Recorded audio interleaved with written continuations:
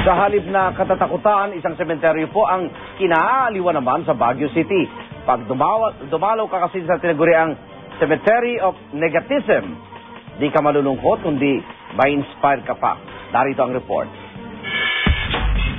Medyo creepy sa unang tingin, pero isa ito sa mga nakaaaliw at nakaka-inspire na sementeryong matatagpuan sa Pinas.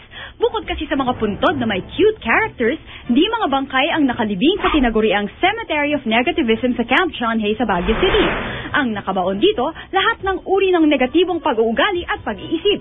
Tulad ng puntod na ito kung saan ang nakalibing ay passivity o walang pakialam sa buhay. Sa kabilang puntod, nakahimlay naman ang mapagbintang daw na pag-uugali. At dito naman ang nakalibing pinangalan ng A Truly Miserable Day.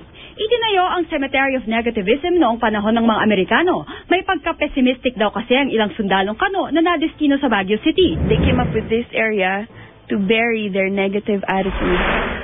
Kaya naman ang mga turistang bumibisita rito, umaalis daw ng nakangiti at may baong paalala na dapat laging happy thoughts at good vibes sa buhay. Para sa saksi, Rosetti Rivera, nag-uulat.